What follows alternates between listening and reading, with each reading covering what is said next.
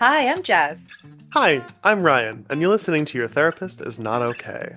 On today's episode, we have another listener question. And that is when clients lie to their therapist, how do we feel about this? This can be an interesting one.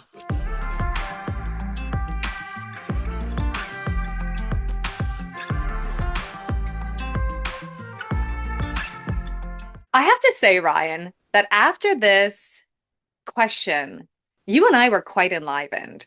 Like the question was so full and profound that it got me thinking about all the ways in which we've dealt with this in our office and also how we feel about it. So I think this is actually going to be a relatively fun episode because even as we were preparing for this, we're like, we have so much to say.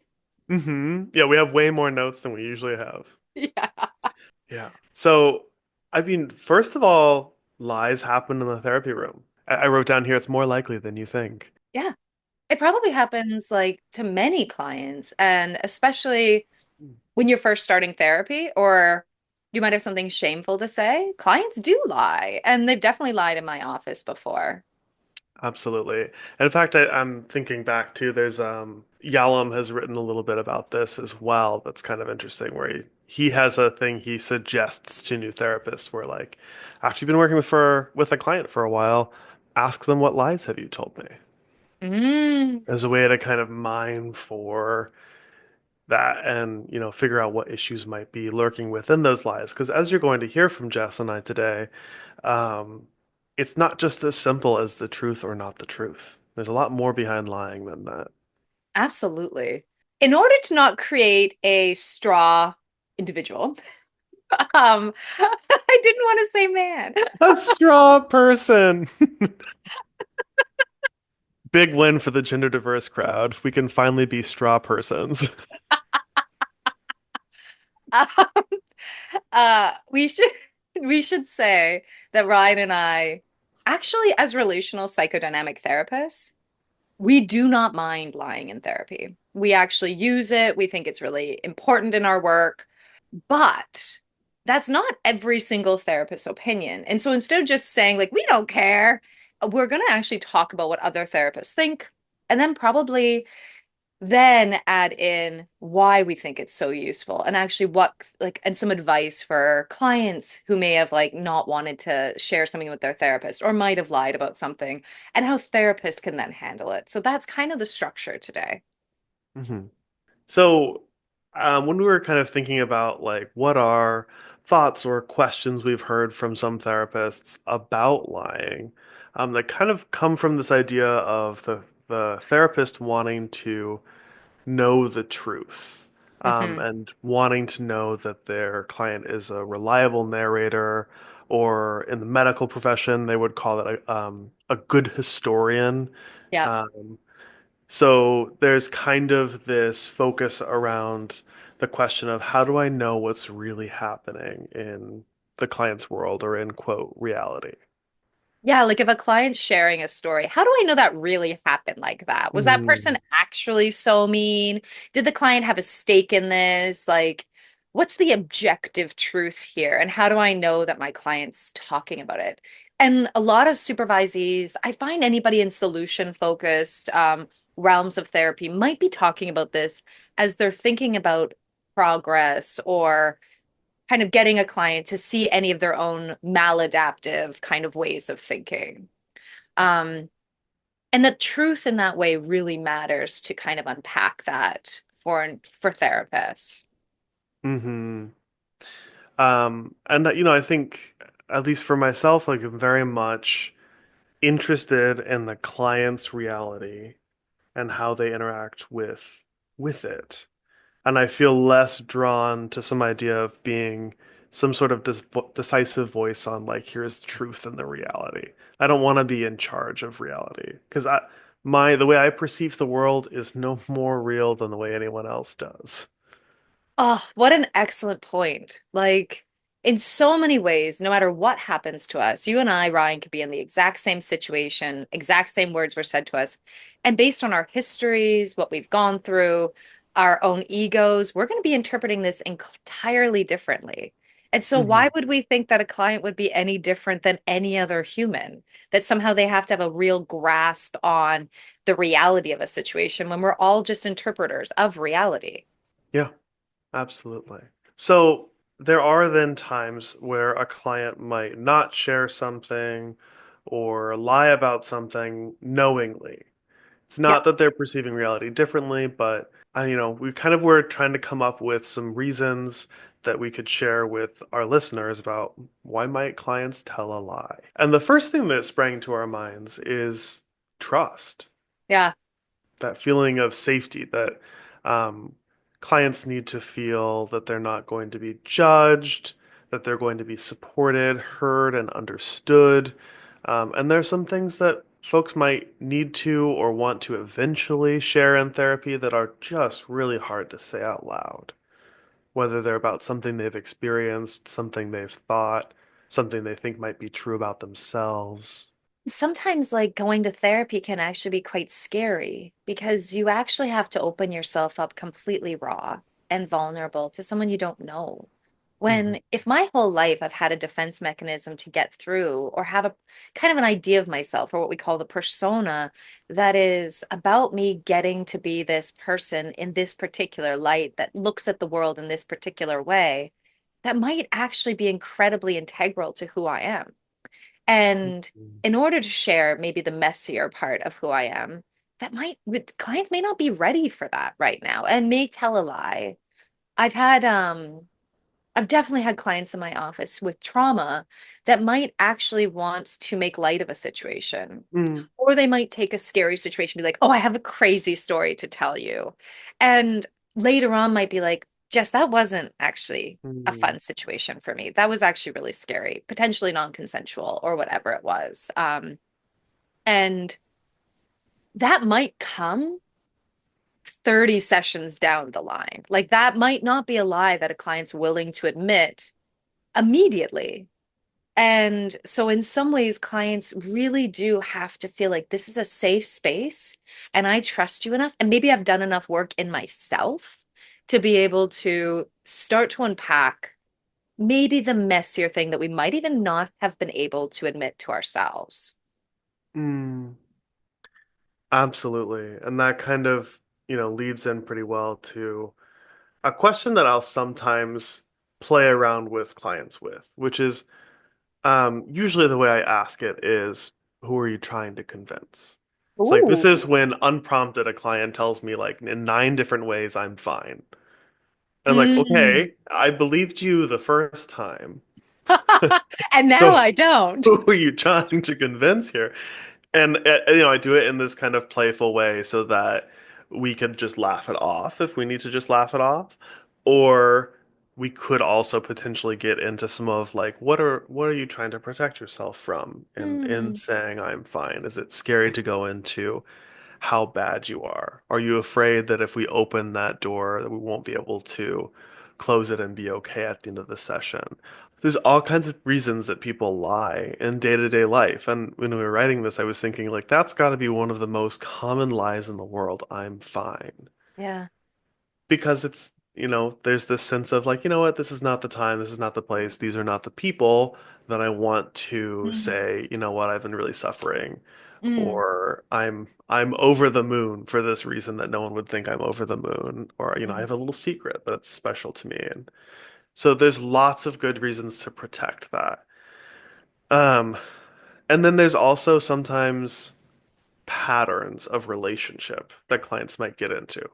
And this is where I would kind of connect it with what we've talked about before, transference, and Okay. kind of repeating those relationship patterns with other people, including possibly your therapist.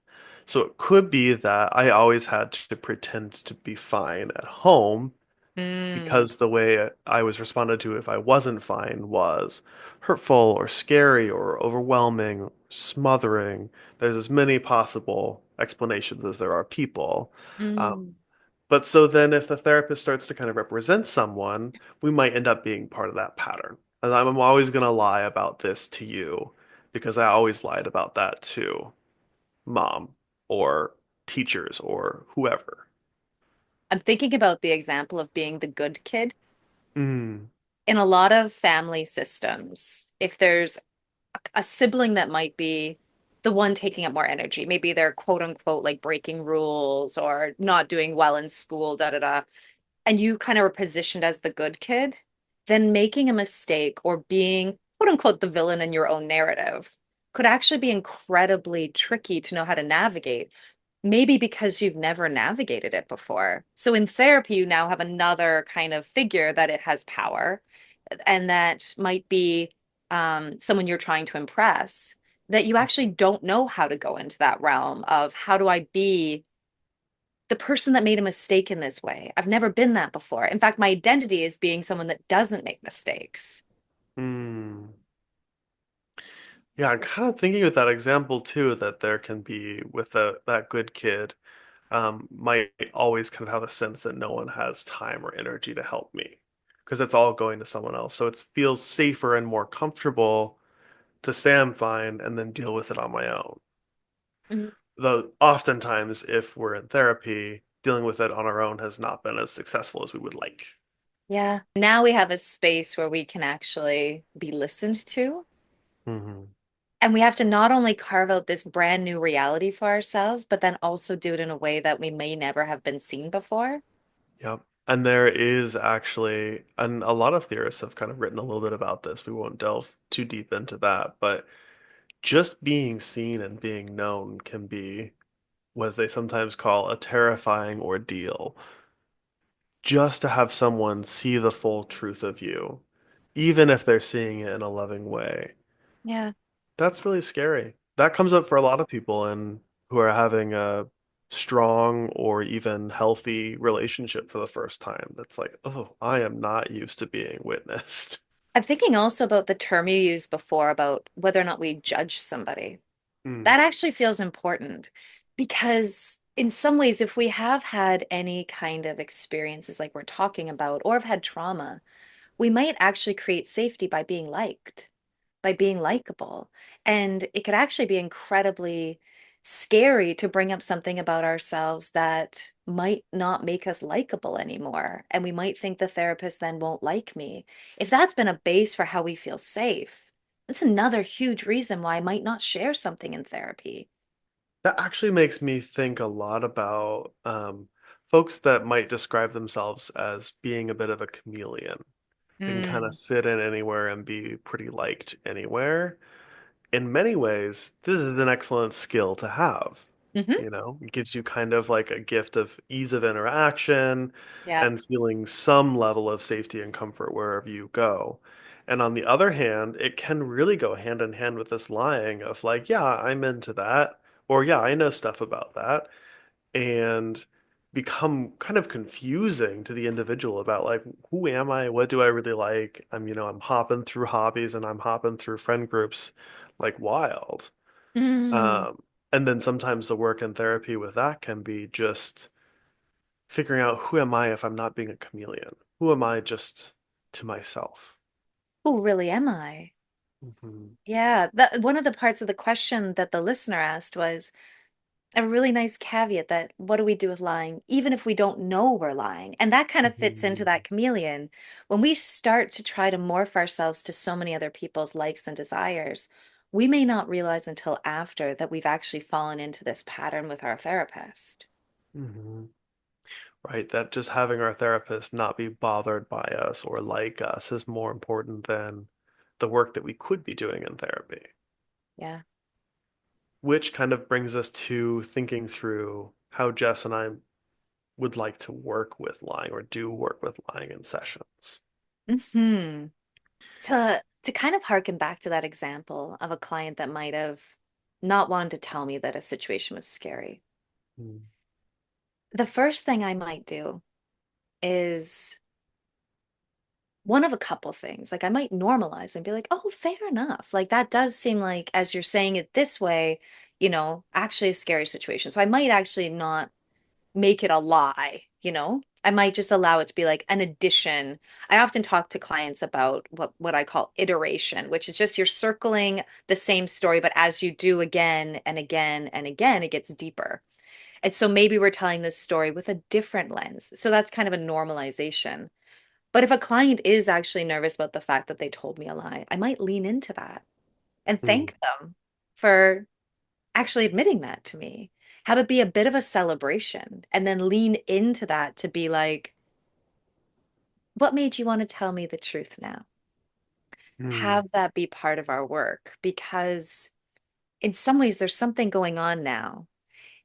For me, at least, I think that it's kind of a level of vulnerability and trust that's now being built within the relationship. So a celebration might actually be important for that case.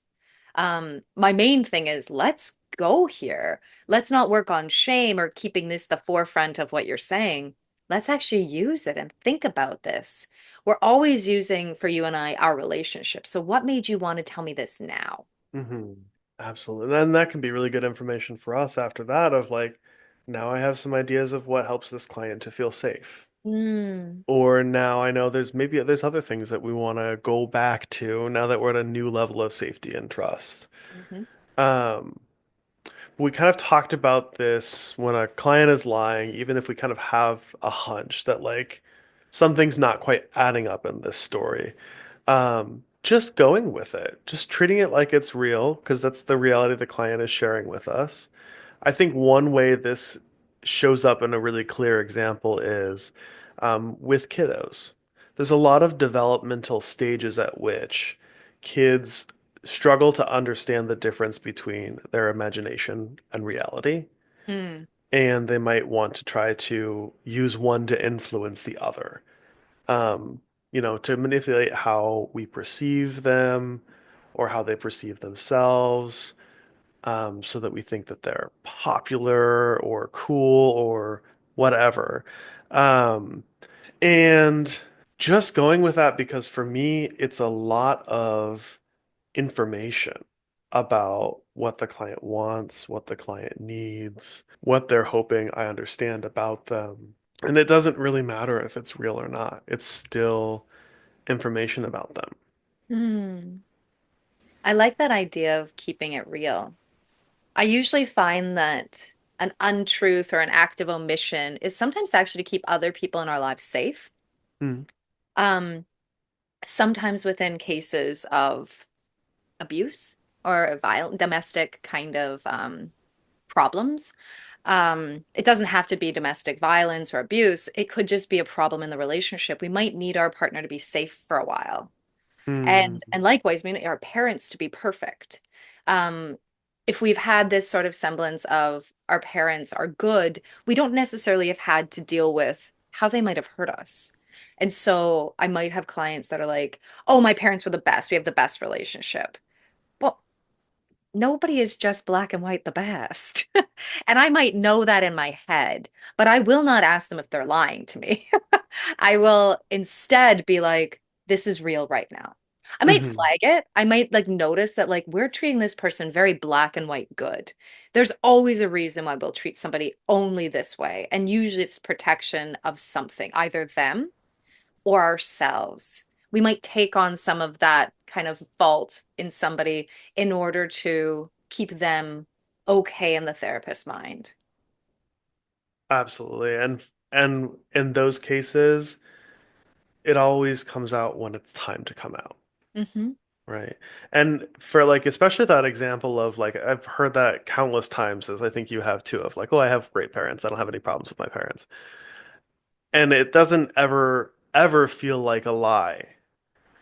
I think it's just that later in therapy, there's more feeling of safety and more self-understanding of like, oh, actually, I have maybe been impacted by things that I didn't even allow myself to know or to notice. And I can talk about them without feeling like I'm saying my parents are all bad. Because you, my therapist, and me, myself, have already accepted and talked about the good things, and they're not going away. Yeah. I can have the person be nuanced. Hmm. They can actually have these incredible qualities and have maybe shaped these behaviors of mine in the past. Dear listeners, we are not always thinking your parents are bad or the problem. I am. I know we're falling into such a trope of psychodynamic therapists. I know everyone's complicated, right? But typically it does come from our earliest relationships. Oh yeah.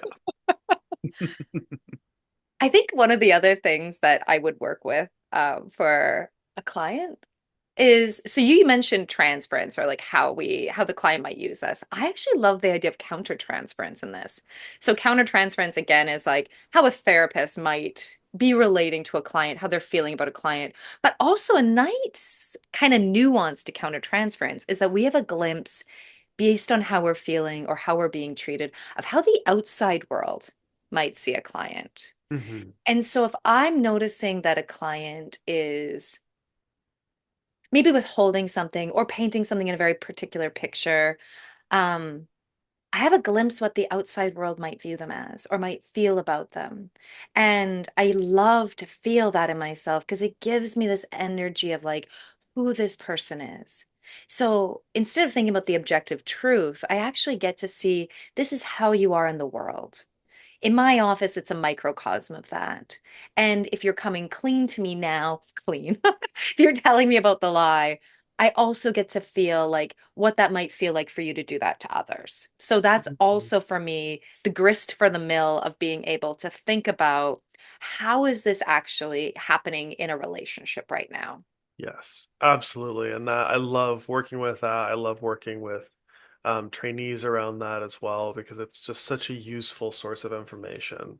Um, that when the client's coming to you and saying like all my relationships fall apart when this happens, then maybe at some point you'll get an opportunity to feel what it's like to be in a relationship with them, and then you can work with them on that, on Yeah. understanding that pattern and why people respond to them the way that they do. Hmm. That, yeah, exactly. And as we're kind of doing that, we can start to really have this intuitive sense of what might be going on, even if like all the words that are being said or the stories being said may not fully line up, we can start to feel something in ourselves. And it's the Hmm. same with that withholding. If someone's coming into the office and they have a very I'm fine kind of mentality, as you mentioned, I might start to feel myself um, feeling like there might be something between us. And that's not actually something I would ever shame in a client. If anything, it's like I'm starting to maybe get a glimpse at how we survive in the world and what that might do to our relationships. It's not going to be something I immediately want to bring up or be like, ha ha, I know what everyone else is thinking. It'll be more like this is something we can actually work on together.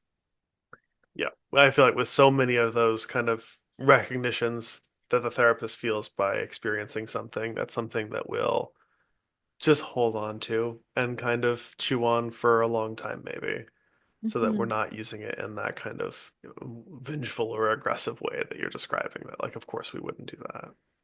And I think the same thing happens with lying. A lot of clients or therapists might be like, well, why don't you call out the lie?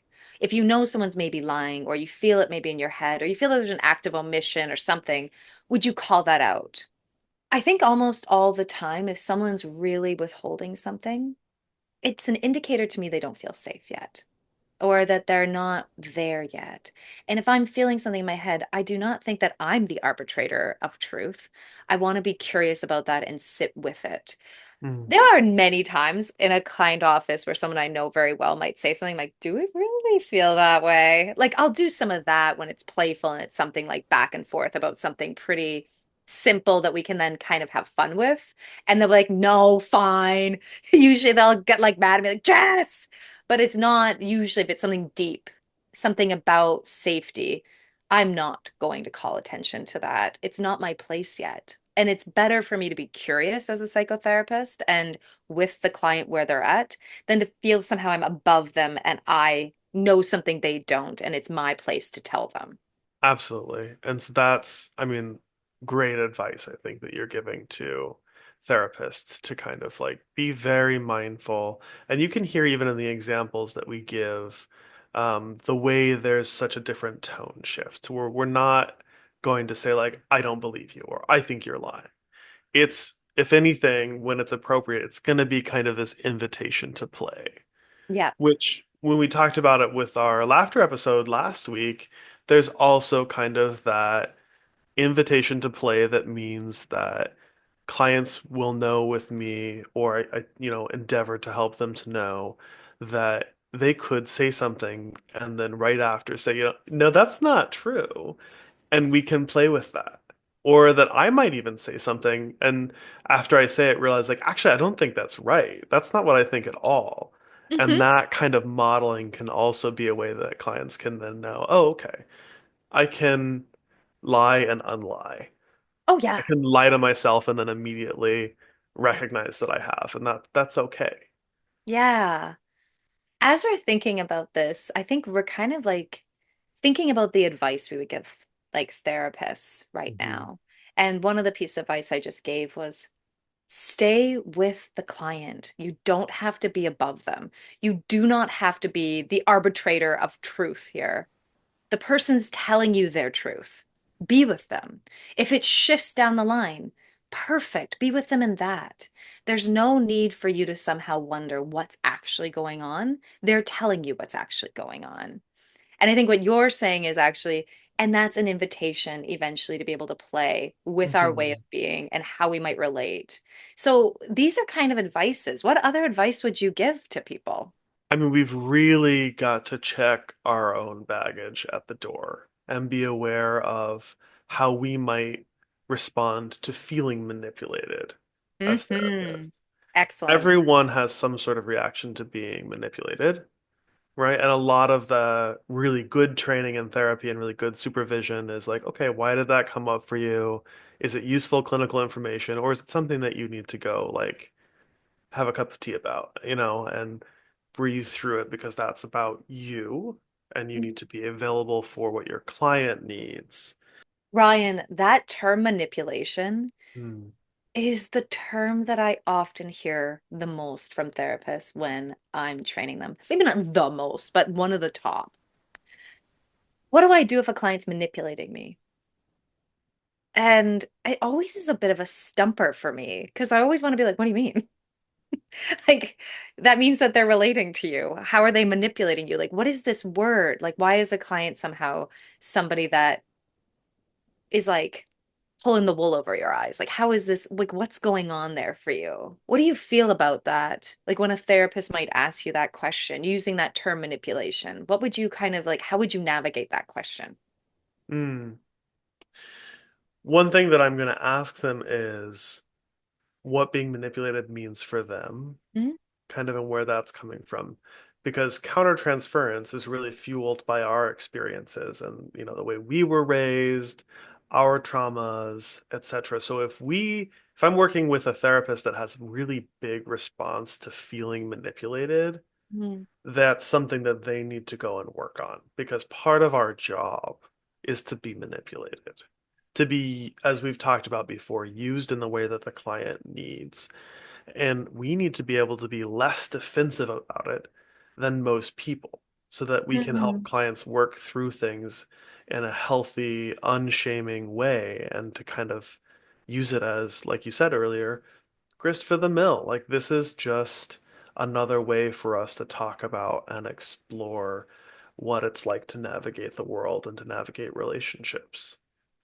And we Mhm. can sometimes use that kind of like um congruence, that vulnerability about like what's coming for us and share with the client like, I'm feeling really confused about what's going on here.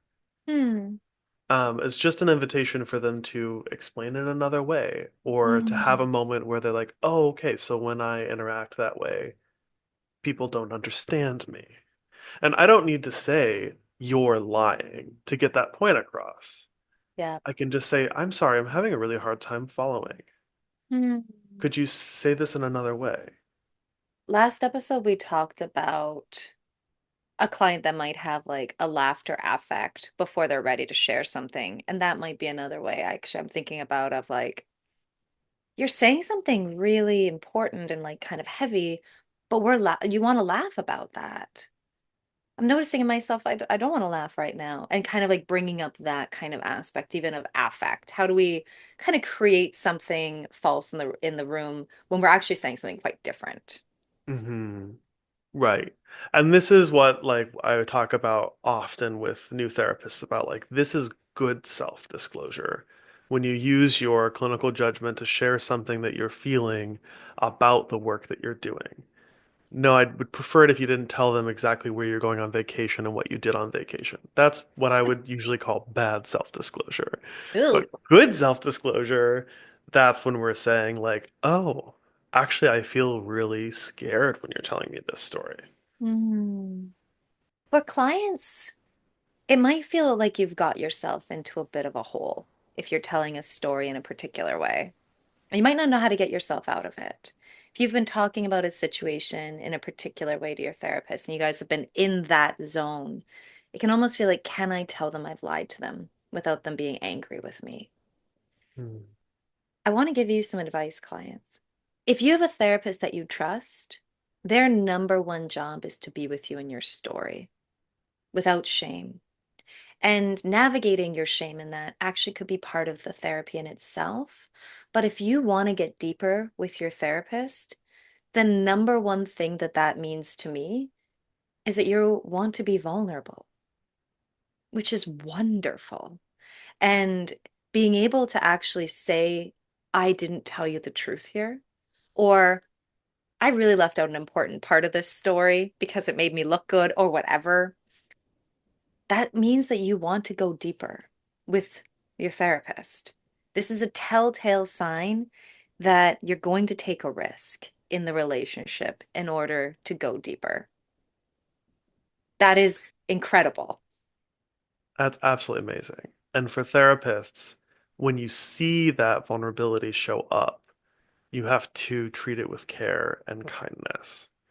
So we're in that case, so often we're trying to right a past relationship wrong where someone was vulnerable and they were slapped. Mhm. Someone was vulnerable and then they were told, yeah, you're right, you are really bad or whatever Mhm. their fear was. Yeah. And we're trying to help clients understand that it can be safe to be vulnerable if you're in a safe relationship. Yes. If you're safe with your therapist, you're safe to make mistakes with your therapist. You're safe to have created a particular persona that you needed for a while. Just like our defense mechanisms, eventually we realize they're not helpful. What if we have defense mechanisms in therapy that eventually realize I've outgrown that? Now I want to go deeper. Absolutely. We love listener questions, as you can tell by how long we spent on this question and how much it made us enlivened. If you have any questions for us coming up in the next few weeks, ask them. We're pumped about these things. And to our listener that asked this question, thanks so much. Thanks for listening. Thanks so much for listening. If you enjoyed this episode, check out our others. And stay tuned for even more episodes coming up. Follow us and leave a review on Spotify or wherever you listen to your podcasts. And please tell your friends. You can also follow us on Instagram too at Your Therapist Is Not Okay. Also, if you have any questions that you want us to answer, send us a DM there. We would love to answer your questions. And a lot of our topics come from listeners just like you.